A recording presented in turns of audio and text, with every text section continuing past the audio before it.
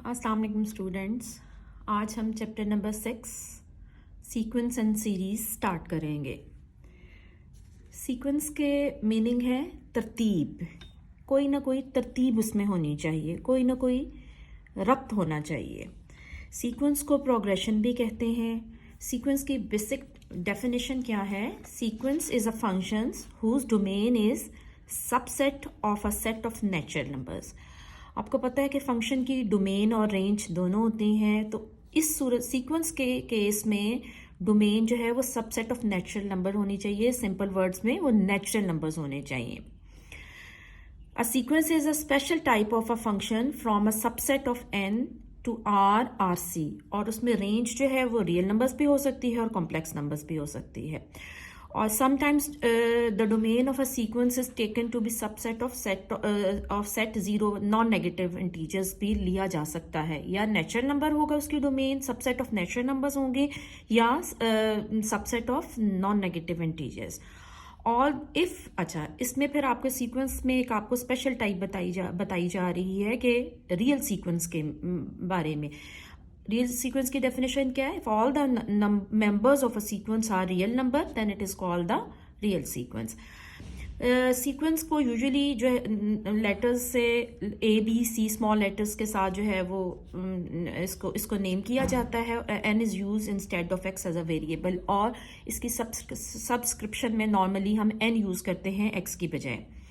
If a natural number N belongs to a domain, domain हम लेते हैं को रिप्रेजेंट करते हैं स्मॉल n से, और रेंज के लिए हम यूज करते हैं AN यूज करते हैं फॉर द कन्वीनियंस। और उसके लिए सिंपल आपको वर्ड्स में बताएं, अगर मैं आपको बताऊं कि नॉर्मली सीक्वेंस को हम कैसे रिप्रेजेंट करते हैं। Sequence is represented by this,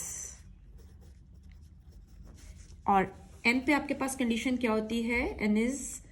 n belongs to natural numbers, ठीक है जी। और n की value is greater than or equal to 1, और इनकी वैल्यूज अगर रखेंगे तो these are called the terms of a sequence. अगर हम ये रखते हैं 3 so on AN, this is called the general term.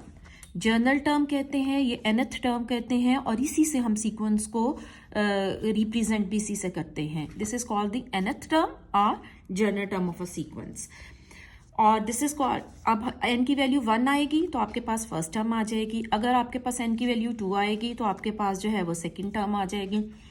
और अगर आपके पास डोमेन जो है वो फाइनाइट है, if the domain of the sequence is finite then this is called the finite sequence. If the domain of the sequence is infinite, अगर domain आपके पास जो n हम सेट ऑफ नेचुरल नंबर्स ले रहे हैं ये अगर आपके पास इन्फिनिट है then the sequence is called the infinite sequence जो है। उसके बाद हम कुछ क्वेश्चंस कर लेते हैं जिससे आपको इसी तरह जिस तरह मैं आपको बताया कि अगर n की वैल्यू 1 होगी तो फर्स्ट टर्म होगा, n की वैल्यू 2 होगी तो इसकी सेकंड टर्म होगी, n की वैल्यू 3 होगी तो थर्ड टर्म होगी, सो ऑन। कुछ हम क्वेश्चंस कर लेते हैं, जैसे एक्सरसाइज हम करते हैं 6.1 का, क्वेश्चन नंबर 1 का हम फोर्थ पार्ट लेते हैं। उसमें आपको जनरल टर्म या nth टर्म दी हुई है 3n-5, और आपको फाइंड आउट करने को कहा है कि फर्स्ट 4 टर्म्स आप फाइंड आउट करो। तो उसमें आपके पास मेथड क्या आएगा? n की वैल्यू आप जो है 1 2 3 4 बारी बारी इसमें रखेंगे, ठीक है जी।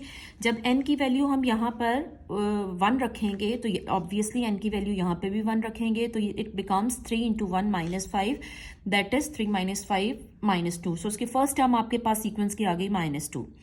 इसी तरह n की वैल्यू जब 2 रखेंगे तो ये आ जाएगा आपके पास 3 × 2, n की बजाय हमने रखा 2 -5, 6 - 5 is equal to 1, second term आ गई आपके पास। और जब n की वैल्यू 3 रखेंगे तो आपके पास थर्ड टर्म आ जाएगी 3 × 3, n की बजाय हमने 3 रखा, -5, 9 - 5 is equal to 4। Same when we put n is equal to 4 here, जहाँ जहाँ पे n है वहाँ पे हम 4 रखेंगे तो वैल्यूज आ गई। सो आपके पास वैल्यूज जो 4 वैल्यूज आ गई वो आपके पास आगे जाएंगी -2, 1, 4 और 7। इसी तरह हम एक और क्वेश्चन लेते हैं जो कि क्वेश्चन नंबर आपके पास क्वेश्चन नंबर 1 का ही 8th पार्ट है। उसमें आपको क्वेश्चन दिया हुआ है nth term is equal to n × AN - 1 term, और साथ आपको फर्स्ट टर्म की वैल्यू ए दी हुई है और आपको कहा है कि first 4 terms you have to find. अब इसमें हम n इज इक्वल टू 1 तो रख नहीं सकते क्योंकि ऑलरेडी उन्होंने आपको फर्स्ट टर्म दी हुई है। सो हम पुट करेंगे n इज इक्वल टू 2, 3 और 4। जब यहाँ पे n इज इक्वल टू 2 रखेंगे तो यहाँ पे भी आपके पास 2 आ जाएगा और यहाँ पर आएगा 2 - 1, 2 इंटू A1। फर्स्ट टर्म की वैल्यू हमारे पास उन्होंने ऑलरेडी दी हुई है 1, वो हम यहाँ पर लगाएंगे तो आपके पास वैल्यू आ जाएगी 2। जब इसी क्वेश्चन में हम रखेंगे n इज इक्वल टू 3 तो ये यहाँ पे भी 3 आ जाएगा, यहाँ पे आएगा आपके पास 3 - 1, so this becomes 3A2। A2 की वैल्यू अभी हमने सेकेंड टर्म की निकाली है 2, वो हम लगाएंगे 3 और यहाँ पे लगा देंगे 2, that becomes 6। So third term की वैल्यू आपके पास आ गई 6।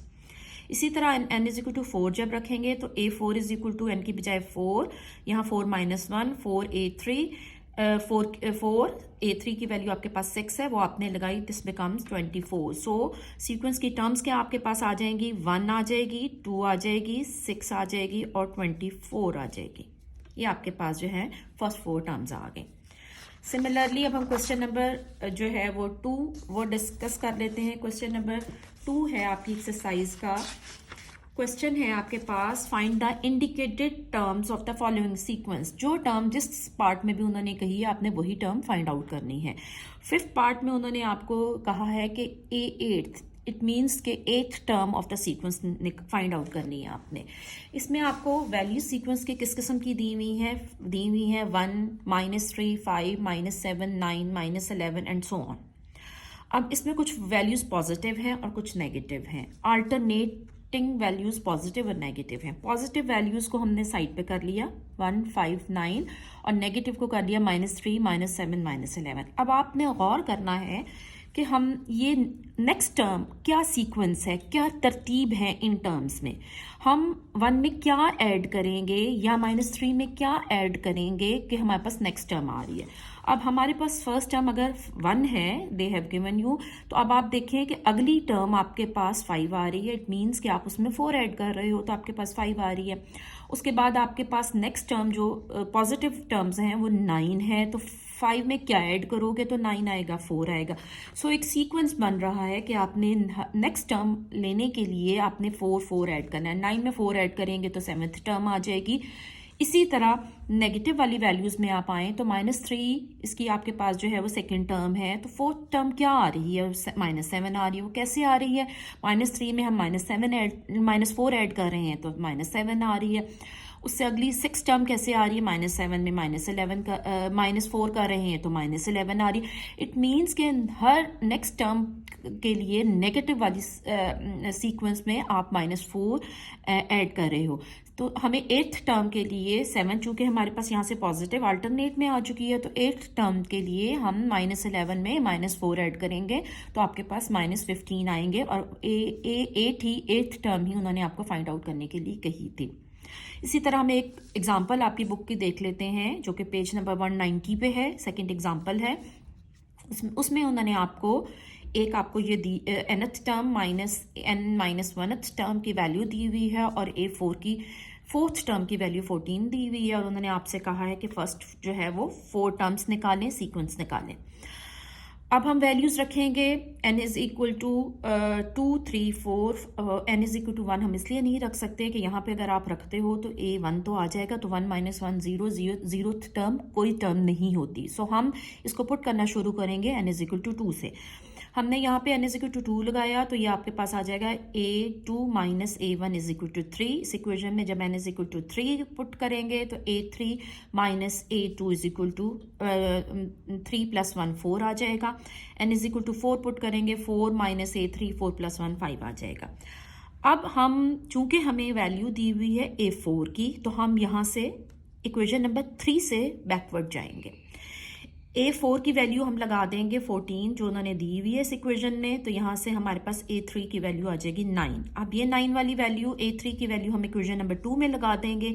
यहाँ पे हम लगाएंगे 9 तो A2 की वैल्यू आ जाएगी दैट इज इक्वल टू 5। ये A2 की वैल्यू हम लगा देंगे फर्स्ट इक्वेशन में तो आपके पास A1 की वैल्यू आ जाएगी। सो हम जब इसमें लगाएंगे तो A1 की वैल्यू आपके पास आ जाएगी 2। सो सीक्वेंस हमारे पास आ जाएगा 2, 5, 9, 2, 5, 9, 14।